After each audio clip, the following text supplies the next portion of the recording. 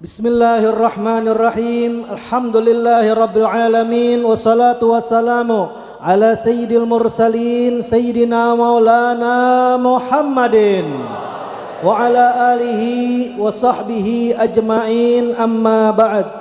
Faqala Abuya Sayyid Muhammad bin Alwi al-Maliki al-Hasani fi kitab Khasa'isil Ummah Muhammadiyah ila an qala radhiyallahu ta'ala anhu wa nafa'ana bihi wa bi ulumi fid dharain amin. At-tahrimu salati alaihim illa fi mawadhi'a makhsusah wa dhalika anna man madha minal umami kanu la yusalluna illa fi amakina makhsusatin kal biya'i wa sawami'i wal kanaisi faman ghaba minhum an mawdhi'i salatih lam yajuz lahu an yusalliya fi ghairihi min biqa'il ardi hatta yauda ilaih thumma yaqdiya kullama fatahu. Wa indal Bazzari min hadits Ibni Abbas radhiyallahu anhuma wa lam yakun ahadun minal anbiya'i yusalli hatta yablugha mihrabahu. Ammal ummah Muhammadiyatu fa inna Allaha ja'ala lahal arda masjidan ay mawdi'a salatin la tukhtassu salatu minha bi mawdi'in duna ghairihi kama thabata fis sahih. Hadirin hadirat yang dimuliakan oleh Allah Subhanahu wa taala, meneruskan istiqamah kita. Setiap malam Selasa kita akan mengupas tentang keutamaan menjadi umat baginda kita Nabi Muhammad sallallahu alaihi wasallam di dalam kitab karangan Abuya Sayyid Muhammad bin Alwi al-Maliki, yang mana pada malam hari ini masuk di dalam pembahasan yaitu pengharaman sholat atas umat-umat terdahulu kecuali sholat tersebut di tempat-tempat yang khusus. Dan ini dijelaskan bahwasannya orang-orang terdahulu dari umat kaum Yahudi atau Nasrani, mereka ini peraturannya itu tidak diperbolehkan sholat kecuali di tempat-tempat yang sudah ditentukan, di tempat-tempat yang dikhususkan untuk ibadah. Seperti apa contohnya? Seperti yaitu tempat-tempat ibadah Nasrani, gereja-gereja. Seperti apa? Biara-biara, tempat pertapaan daripada para rahib-rahib terdahulu. Nah, ini efeknya apa kalau misalnya sholat atau ibadah mesti di tempat-tempat yang khusus seperti itu, sedangkan manusia menyebar di muka bumi. Nah, efeknya adalah faman ghaba minhum an maudhi'i salatih, barang siapa yang gaib, enggak ada, tidak berada di tempat sholatnya, di tempat ibadahnya, maka bagi orang-orang yang tidak ada di tempat tersebut tidak boleh untuk melaksanakan sholat di tempat yang lain dari muka bumi ini sampai dia balik lagi kemana? Ke tempat ibadahnya. Bayangin, ini bayangin aja ya, kita orang Cinere misalnya bukan jadi umat Nabi Muhammad tapi jadi umat Nabi Musa atau umat yang terdahulu. Gimana ini orang Cinere mau keluar jalan-jalan, anak mudanya mau healing, gimana ini? Mau yang namanya jalan keluar jauh kagak bisa. Kenapa? Karena tempat ibadahnya ada di Masjid Persatuan.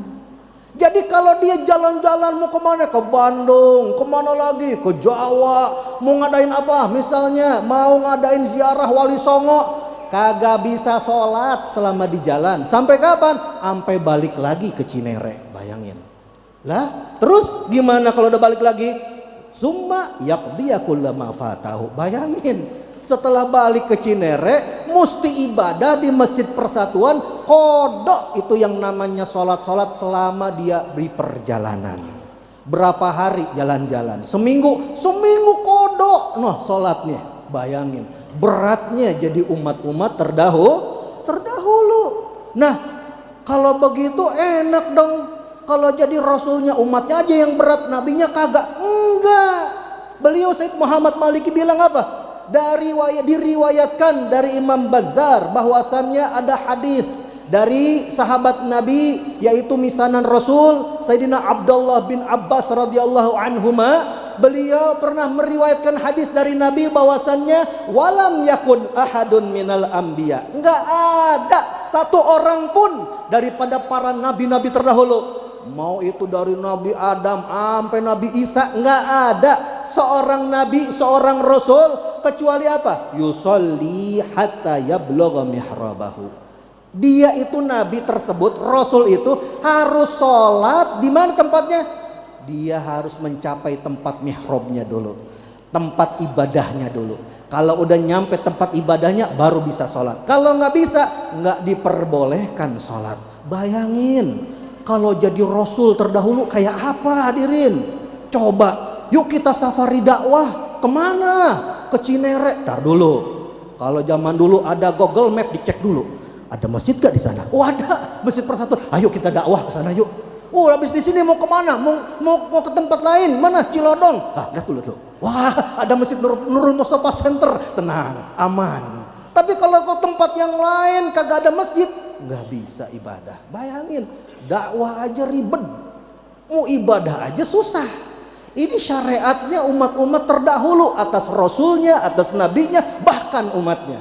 Maka beliau Sayyid Muhammad bin Alwi al-Maliki akan membahas amal ummah Muhammadiyah, adapun umatnya Nabi Muhammad sallallahu alaihi wasallam, fa innallaha ja'ala lahal arda masjidan. Maka sesungguhnya Allah Subhanahu wa taala telah menjadikan untuk umat ini bumi yang kita pijak ini sebagai masjid. Hah? Maksudnya apa?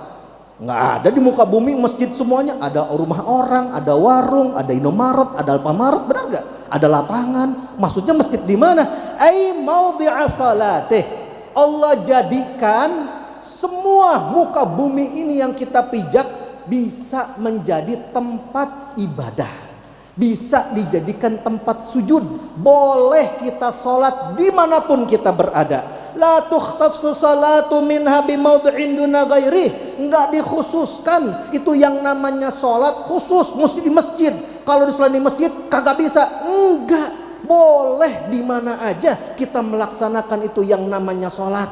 Lihat, ini jadi umat Nabi Shallallahu Alaihi Wasallam. Ah dari mana ini Abu Yamaliki dalilnya? Dalilnya itu kama tsabata fi sahih, sebagaimana hadis sahih yang diriwayatkan dari Imam Bukhari bahwasannya Nabi Shallallahu Alaihi Wasallam pernah bersabda, utitu khamsan lam yu'ta ahadun minal anbiya'i qabli. Saya pernah diberi 5 perkara yang gak pernah dikasih seorang pun daripada nabi-nabi terdahulu. Di antaranya ju'ilat liyal ardu tahur masjidan wa tahuran. Dijadikan untukku muka bumi ini semuanya menjadi masjid suci, bisa dilaksanakan ibadah sholat. Maka kalau begitu gimana? Fa ayyuma rajulin min ummati adrakathu shalah falyusalli. Maka dimanapun saja, kapanpun saja umatku itu mendapatkan waktu sholat, maka diperbolehkan untuk sholat dimanapun saja. Jadi mau jalan-jalan ke Amerika boleh, ke Afrika boleh, ke Cina boleh, mau ke Sumatera boleh, mau ke Sabang, ke Merauke boleh, dimanapun tempat boleh. Kita mau jalan dimanapun, mau ketemu rest area, lihat ada musola nggak? Boleh sholat di mana aja. Bagi orang yang nggak mampu untuk ke masjid dalam keadaan sakit, boleh nggak sholat di rumahnya? Boleh. Nah inilah keluasan, inilah kegampangan, inilah kemudahan yang Allah beri untuk umat Nabi Muhammad Sallallahu Alaihi Wasallam yang nggak dikasih buat umat-umat yang lain. Ini orang kumpul banyak di Masjid Persatuan, tapi kalau ada yang namanya sholat Jumat bakal lebih, gak mungkin cukup. Pasti akan ke halaman. Oh yang di halaman kagak boleh. Kenapa? Bukan masjid. Efeknya apa? Mesti bangun masjid lagi, ngaji bersatu dong, berarti berpecah namanya. Enggak, ini boleh. Mau sholat sampai halaman boleh, sah, dijadikan untuk ibadah. Bahkan kalau udah yang namanya Idul Fitri, lapangan jadi ibadah, jalanan jadi ibadah. Ini keluasan daripada umat Nabi Muhammad sallallahu alaihi wasallam yang diberikan oleh Allah Subhanahu wa taala agar kita tambah bersyukur kepada Allah Subhanahu wa taala, agar kita tambah dekat dengan Allah Subhanahu wa taala. Enggak dikhususkan di satu tempat, di mana saja tempat bisa menjadi ibadah untuk Allah Subhanahu wa taala. Mari dengan datangnya bulan Rajab tadi, guru kita Habib Hasan bin Ja'far Segaf mengajak kita untuk tambah berdekatan dengan Allah. Bagi yang mempunyai dosa 11 bulan lamanya, ini waktunya kita kembali kepada Allah Subhanahu wa taala. Kita banyakkan istighfar, kita banyak mengadu kepada Allah, kita banyak mendirikan ibadah salat dimanapun kita berada. Semoga dengan yang namanya perkumpulan kita pada malam hari ini membaca salawat kepada Nabi, kita sama-sama istighfar dosa-dosa kita semua, yang mana orang-orang datang kemari maka keluar dari masjid ini diampuni oleh Allah Subhanahu wa taala. Yang datang membawa sakit, sakitnya disembuhkan oleh Allah Subhanahu wa taala. Yang datang membawa kesusahan, kesusahannya diangkat oleh Allah Subhanahu wa taala. Yang bawa cita-cita hajat ke masjid ini, pulang dari majelis Nurul Mustafa, semuanya digabulkan hajatnya oleh Allah Subhanahu wa taala. Allahumma barik lana fi Rajab. Allahumma barik lana fi Rajab. Allahumma barik lana fi Rajab wa Sya'ban wa balighna Ramadan wa a'ina ala qiyamul wasiyam wa idgad minan nar ma'al qabul wal ghufran bi salahi kulli syan ya azizu ya rahman. Wa sallallahu ala sayyidina Muhammadin wa ala alihi wasallam walhamdulillahi rabbil alamin.